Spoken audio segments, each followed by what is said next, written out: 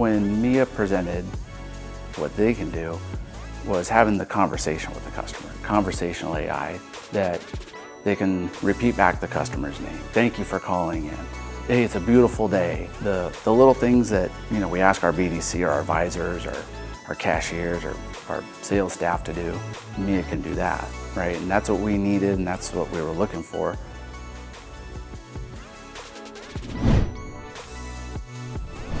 Hey y'all, welcome back to another ASOTU Wedge webinar. Today's title is Integrate, Don't Agitate, How Smart Stores Add AI Without the Pain. Joining us from our friends at Mia is going to be Scott Traylor, he's Vice President of Sales, and Luke Morris, Parts and Service Director at Earnhardt CDJR in Gilbert. Take it away, Paul and Kyle. Kyle, have you ever leveraged AI to communicate with your wife better? Honest moment. I've never asked you this question before. Okay. I'm really glad that the answer is no. Because I couldn't lie if it wasn't.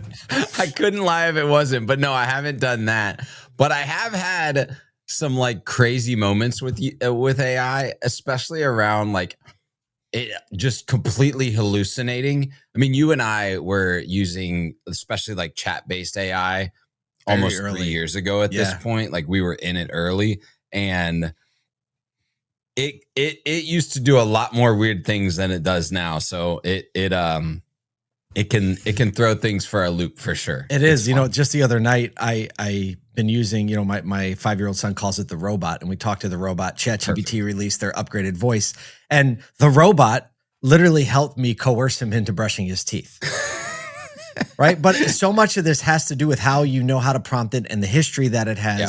And it's fun to be introducing AI tools to people who have never seen it before, right? Because you can actually really quickly now get past parlor tricks into usable use cases in people's everyday lives. Like back in the day, it was like, tell me a story about a fuzzy kitten riding a snail. Well, and we were having a conversation last week, actually, about how so many people just ask the question, like, what AI is the best? And the next question is obviously for what? Yeah. And purpose building with an educated AI model that is specifically meant for specific activities, agental activities, having context to the right input and output is extremely important. So that's why I love talking to companies that are working with AI in automotive in particular ways, instead of just saying like, what AI is the best? Well, for what? And I think we'll get a little bit of that today. Yeah, I hope so. And some best practices out as well. Always excited to hear those. Well, let's welcome in Scott Traylor and Luke Morris, who are going to lead us down these best practice pipeline. And, we have one side of this that deploys and builds AI tools, and one side who is deploying them and refining them and using them in the real world. So gentlemen, thanks for joining us today. Thanks for having me. So I think it's probably Luke, best just to get what? Yeah. Let's get to it, Luke. We're going to get to you first because we just want to get a little. You have the best beard. Well, you have the best beard. That's it. But start with just give us a little bit of context on your store, your role, and just like the general data points. Because you're in service, parts and service. What type of RO volume, customer volume are you seeing in the store, and where's the store located? Yeah, so I'm the parts and service director here at Earnhardt Jeep Dodge Chrysler Ram in Gilbert, Arizona. And we see probably on average day either 100 to 150 guests daily, through our main shop, through our express lane, through our body shop. So we see a lot of volume. And this is considered a slow time in our industry. So it certainly can pick up from there, so we do see a lot of that volume. In regards to I guess the other question that you had as far as, that was it. You nailed it. You got all the things right, and you just wrapped it all up in one. Leave it to a parts manager to be efficient with something. Yeah, right. Yeah. There you go. I've been here at this store for about a decade now, and definitely using technology to assist us in moving forward in the industry is big for us. We're big on stepping up and trying new things out and seeing how it works. So I guess I'll ask then, why did you choose to start integrating some of Mia's tools, and what tool are you using right now? Well, so Mia is the tool that we are using. And we decided there's a lot of different reasons. People approach us with all kinds of ideas, and you get a little nervous because it sounds like you're just going to spend money, and so if you can get past that moment of going, okay, how much does it cost? Because that's always everybody's first question, right? And we start thinking about how you can apply it and what can work and why you would need such a thing. And I think in our industry, the number one problem we have at any dealer you call is connectivity. I cannot get a hold of somebody, cannot talk to them. Every time I call, I get the voice message. Nobody calls me back. So how do you solve that problem? And in previous to having AI, it was just hire more people. And when you hire more people, you've got to train them. And kind of like the telephone game, you have that great business development center agent who is training everybody. But by the 6th, 7th, 8th, it's a high turnover position. You lose it and you lose the quality. And so you're just constantly trying to come up with how do we fix this problem? And so when Mia was brought to the table, I just want to be clear. I personally experienced this problem last weekend when I went to a franchise dealership, dropped off my van, and then had the experience where I called back, got a voicemail that was full 3 different times. It was like, no, don't transfer me, please. Right. I mean, did the whole song and dance and just trying to get an update on what was going on. Right. And it was like, you're right. The connectivity in a dealership, because, and to no fault of our own, it's a high-paced environment, right? There's things coming at you in your face. There's phone calls happening. There's having to walk back, talk to the technician, work with the used car director. The pace of a service lane is so high, even of a service BDC, that communicating perfectly every time is like a pie in the sky goal sometimes. Yeah. And most people, when they're calling in, they're having the worst moment of their day, their week. It's an emergency situation most of the time. So to get what you're experiencing, what you just described, is what we all deal with. And so you say to yourself, how can we change this? How can we change the experience for the consumer? Because that's what it's really all about, right? Scott, I want to give you a quick second to just how did you get into the Mia ecosystem, and why are you so passionate about what Mia is doing for dealers? Like so interesting enough, I was a dealer operator for 20 years. So I got over a decade with Van Tile going into Berkshire Hathaway, and I left there and went to Sonic Automotive. They hired me as a head of sales for their Echo Park division down here in Dallas, where I live. And so the pressure points that Luke is speaking to, I've dealt with for 20 years. A huge component of my career and my success in automotive is traffic management. Whether it was BDC director, leads coming in, setting appointments for fixed ops, whatever the case may be, traffic management and getting your head wrapped around the principles and the protocols and processes that create success in traffic management has really pushed my career. So the way I got into Mia, I've been with Mia since before Mia was incorporated. ChatGPT dropped in 2023. Well, it dropped in 22. Open source came out in 23 February. In April, it just clicked in my head. There's got to be something here where we can increase productivity in traffic management. It doesn't matter if it's sales or service. I was not smart enough to figure that out. I reached out to a local university looking for really smart individuals.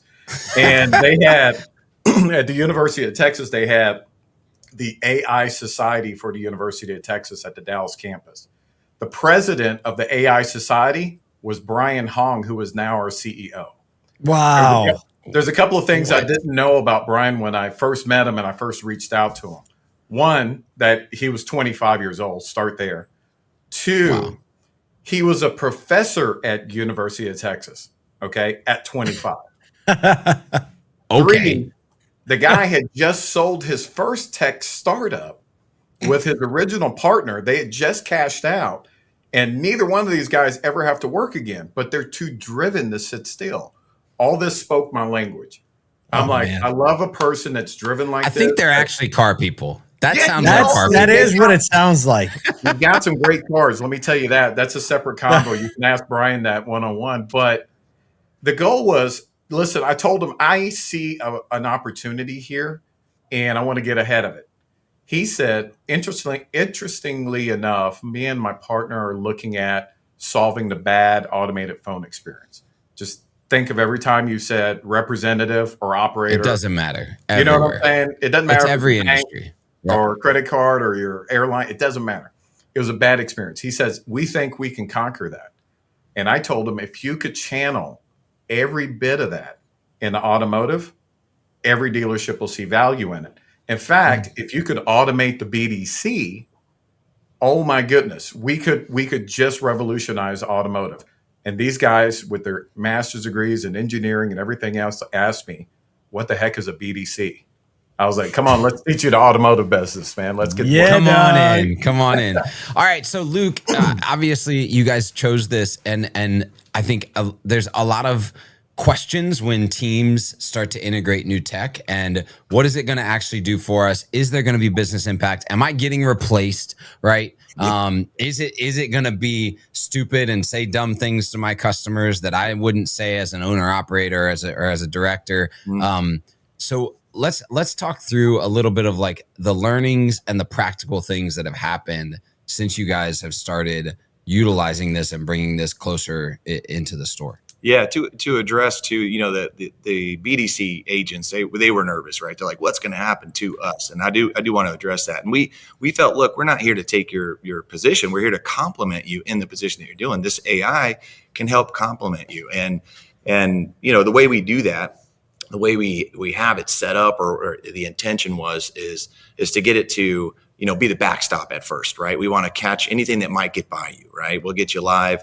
We know we get those conversations. They go on a little long. Well, there's phone calls ringing in the background. There's that stress. It changes the dynamic of how you're speaking to the current guest because you're stressed about getting every call. So it picks up those backside calls. And as it evolved, and we'll get into that in a little bit, it ended up taking kind of the front running of it. As we implemented it, we were nervous. What is it going to say? How is it going to say it? And we listened to it, and did it have some hiccups? Of course it did. But humans have hiccups, right? They make mistakes. No doubt. What they say. And they have bad days. Yeah. Super off color. You're like, man, what did you eat this morning that upset? Wired you. Yeah. Yeah.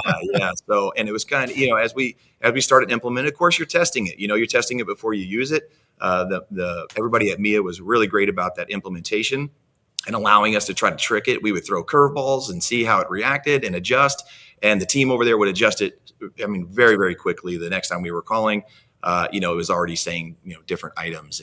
And so, as far as, the implementation, we did set it up, we got it in. It was a great backup and it was setting appointments immediately. And what we found through that is that less became more. She was so efficient about asking the very, very basic questions that it was just, I think the average time was about 90 seconds to complete that. When we see, people just rambling on, and sometimes it's our people that are rambling. It's not necessarily the customer, right? Just asking too many questions. So you've got a blue Ram and, getting into all the extras, where Mia is just very, okay, give me your name, your number. I've confirmed who you are, the date you want to come in, and go. So actually, when we started listening, we were shocked and surprised to say, ladies and gentlemen, why don't we listen to Mia a little bit and see how we can apply that to your conversations you're having?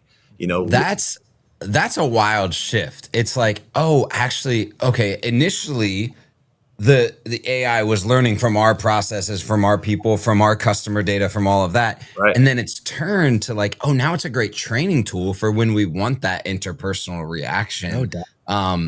I think we have an example of like a call recording that you all are in real time actually learning from, right? Yeah. Let's do it. Let's listen. Thank you for calling Earnhardt Chrysler Dodge Jeep Ram. This is Mia. Can I help you find a car or book a test drive? Yes. Great. What kind of car are you interested in? I saw online that there's a 2019 Lexus RX with 41,000 miles on it. That's the one I would be interested in to see if it's still available. Looks like we have that one in stock. When would you like to test drive it? Possibly today. We have availability today. What time works best for you? About 9:30 or 10. We can slot you in for a test drive at 9:30 or 10 a.m. today. Could I get your full name to confirm the appointment? Jean DeZale. Great, Jean. You're all set for a test drive at 9:30 a.m. today. Is there anything else you need before you head in? Nope. Thank you. You're welcome, Jean. Have a great day. You know what I love about that? Jean seems a little bit older. Yeah, and then the true story on that is our GM was not allowing us to turn it on for the sales, and we decided, let's turn it on and see what happens. That was like, and then we'll show them there. We're like, you mean within 60 seconds, I had a test drive scheduled? Jean bought that car. First call in was her. Jean bought the car? Yeah, Jean she bought that car. Yeah. That's unbelievable. Did Jean know she was talking to an AI? I don't know. And if I don't think she did. I don't know. So. I don't know. We get this question a lot, and I guess I want to speak just a second to our culture. We don't have the heart to fool somebody into thinking we're human. We have the heart to present excellence in having a human-like conversation. Yeah. There's no desire to fool them. We just want them to have a great engagement and experience. I think what was interesting to me about that, and having spent so much time in BDCs, so much time in sales departments and in service departments, is some of the lack of confidence that consumers have in our people is the gap between question and answer. Mm-hmm. Is this car available? Should be a very easy question to answer. Yeah. Is this time available for service or sales? Should be a very easy question to answer, and should be a moment of like high trust transferred to the customer. Yeah. But we don't get that luxury because systems maybe aren't set up to be quick search or to like be right in front of us, or maybe we're fat fingering typing, or we can't type fast enough. But for an AI to like recognize the stock number or the type of car or something that it is immediately, or the availability of a service appointment, right? Like, that's within a few hundred milliseconds at most. Yeah. And so now consumer gets super high confidence because it's just, that's available. Yep. These are the times. Yes, we can take care of you right there. And that tells me as a customer, like, oh, they're confident. Right. Yeah. Whether it's AI or not. So that's one of the details, and one of the I guess the next step application for you all. But I'd like to go back and talk about some of the wins and successes you've had, in the last 30 days of you implementing these things or exercising these things within the store. I think we have a slide for this. Yeah. So we're going to pull it up. And so the first bullet point says Mia's handled an average of 8 calls a day between 6 p.m. and 7 a.m., right when you're closed, with an average RO of $850. The off hours capture is not only covering costs, but generating a profit. Absolutely. I was shocked, actually. I was in a meeting recently with all of the Valley's directors, and the question came up is, who has a solution to after hours calls? And I was the only one to put my hand up at that moment because I have Mia. Not one director had that. And what we do know is the old way of doing it, which is current everybody's way, but mine apparently, is they will call. They'll leave the message. Their hours are like ours. They need to call. They leave a message. Well, of course, they work odd times. I'm getting 1 o'clock, 2 o'clock in the morning calls, and they would leave a message typically, and then we would call them back. Well, guess what? They're sleeping. And now when they finally wake up, they call, and then we're at our busy time of day. Our BDC's being overwhelmed. Yep. That back and forth. Now we're shocking people, I think, with what I can make an appointment right now and lock it in. Not only are you kidding. That is shocking, actually. You're doing it same day. That's the beauty, is like I'm calling at 1 a.m. and I made a 10:30 appointment for when I wake up and I finally get to head to work. And I'm going in same day. I didn't have to have a 3-day chase fest that they've been doing. That's amazing. Like, even the shock value of that, I'm definitely thinking about when I call in somewhere. I'm always shocked if I get what I'm looking for quickly. That part. Yeah. And that's a restaurant, it's a retail store, it's it's an insurance company, whatever. If I can get the answer I want handled really quickly, it is absolutely shocking. And you appreciate it, and that's just what they're supposed to be doing. And not, it's just today's society, right? But hold on, because we glossed over something that I think is actually more universal than just like you sharing what's going on here. This is actually an internal communication that you're doing within the store to increase adoption and aptitude toward it. And I think that's a universe. Like, this could be done for the new CRM, the new what, like, how did that come about, and why did you create that level of communication? And have you implemented that elsewhere or before and saw similar results? Yeah, so I've always done the new daily newsletter at every dealership I've ever been participating in. And the reason why I like to set the tone, right? And the tone is important every morning, vital information of how we're going to be successful today. And Mia is the topic, and if you can get the team and all the members to buy in, and when they're speaking to those guests as they're arriving, oh, I called in and I talked to your AI, your robot, your Mia. Oh, wasn't that amazing? Isn't it working well? You're changing their thought process, in which we all, at least I'm speaking for myself, I was the absolute opposite of liking AI prior to one experience I had at a local restaurant. I called, my daughter forced me to call, and she said, Dad, I'm hungry. Can you order a pizza for me? I said, you just do it. Well, she's 15. She couldn't do it. I knew it, but I figured I'd get out of it by saying that. She goes, no, Dad.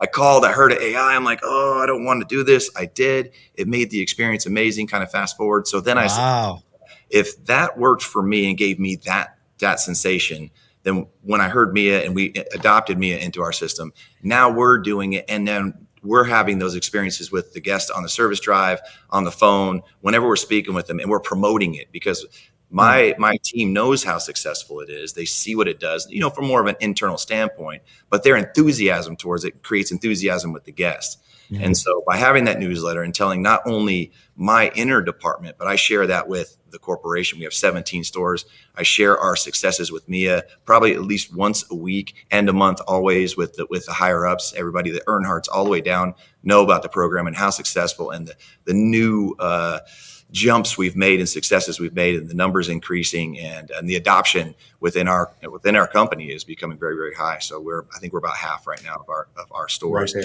there. Yeah. Are shocking. We're not in it, but I'm constantly telling them how important it is and all our successes.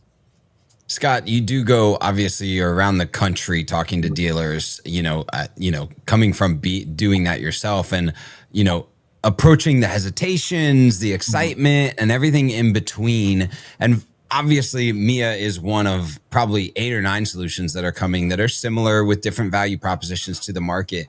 Yeah. When you're kind of talking to people, what are the things that people are having to overcome or think about, and how can you trace that into like real examples that overcome the objections of thought on why implement something like this? Yeah. So a lot of times when I'm talking to like old school car guys, if you will, if we're having a conversation about AI, if I'm getting some immediate pushback, a lot of times I can see through that pushback to this fact. Maybe they just don't understand it. Maybe they're just a little bit uncomfortable with the whole conversation of technology. And if I use a term like agentic, did I just lose this guy? Am I really, what I'm saying? Did I disconnect from this individual? And so that's immediately one of the objections that we have to overcome when we're talking with a lot of dealers. We need to slow the process down. We need to get into a posture of, let me share some wins. Let me share some education. Let me share some examples of how this can benefit. As a dealer, let me speak to some of the bottlenecks and road log jams that I had when I was in a dealership management experience. And I understand that. I look for solutions for that. This is what I'm bringing to you. We need to humble ourselves just a little bit, just so that we can get the message across in an educational way and less of a pitch way. And so here's common ground. We're missing somewhere between 20 and 30% of all inbound calls. Just straight east to west coast. We're missing somewhere between 20 and 30%. 17% of all the calls that we get in the dealership are after hours. If we don't have a real solution there, that's more money out the table. Also, there was a report from 4Eyes just back in March. 43% of all leads are mishandled. That means that we're functioning on 57% of the leads that any given dealership brings in. So basically, we're presenting the opportunity of the massive leak, right? The boat is leaking. It's not that anybody's doing anything bad. I'm not going to say that. Everybody's covered up. But at our best, we're leaving a huge gap that we can leverage technology to fill that gap. And Mia is an opportunity, but it's unique. It's unique because up until like the last year or so, if somebody said AI, they meant texting. You know, like if somebody said I had an AI tool for automotive up until about a year ago, they basically meant texting. There was a couple of opportunities of a voice, but you and I both know they were terrible. Created more problems to solve, you know? It really did. Latency was like 4 or 5 seconds. Yep. And it was just not a good experience for any consumer. And so by presenting the voice experience, we get a better engagement with our client, and we know we're doing it. And when I say better engagement, I want to break that down for a sec. They say 90% of all communication is nonverbal.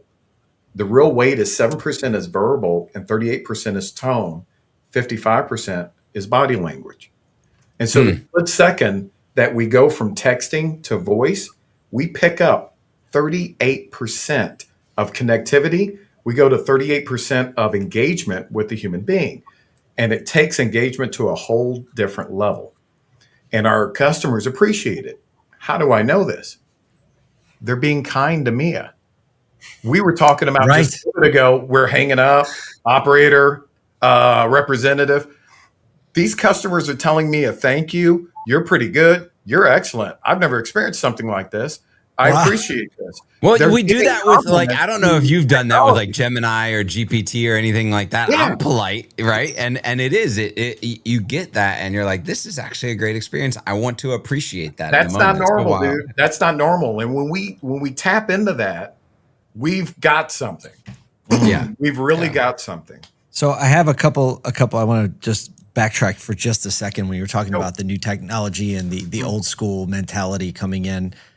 It immediately brought to mind when vAuto first introduced market-based pricing, right? In terms like inventory velocity and like trusting a buying decision to, you know, an informed data set and a software. Yeah. So this isn't the first time this has happened in automotive, but this is definitely one of the most paradigm shifting ones.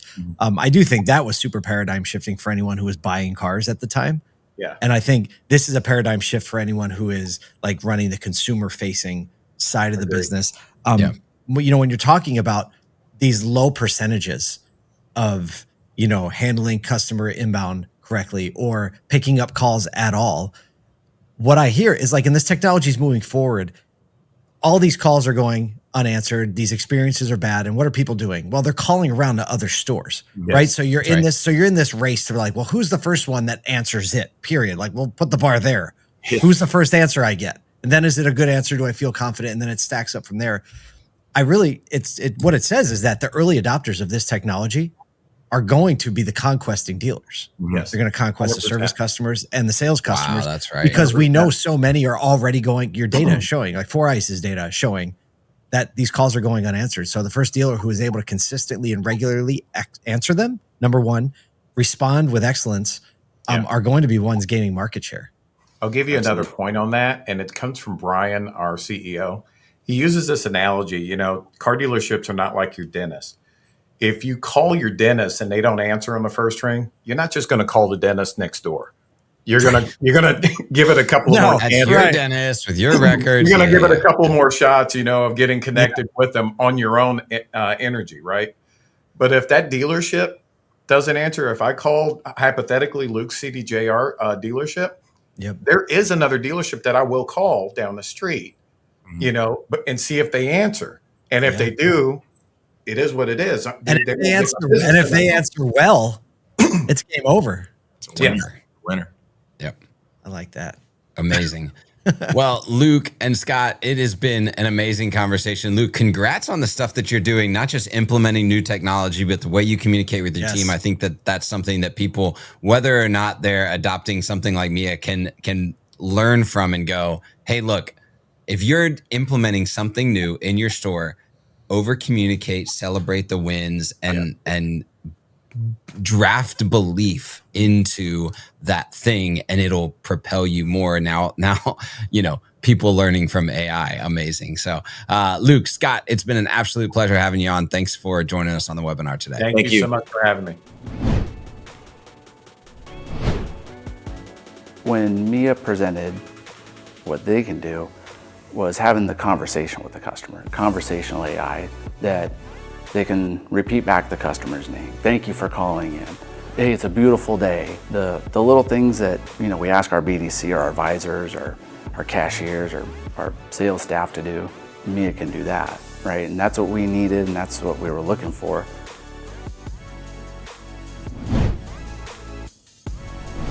All right, everyone, that's a wrap. Thank you for being here. If you want to share this with someone you know or watch it again, you can catch it on our website, ASOTU.com. Go to media and drop down to webinars. Thanks again. We'll see you next time.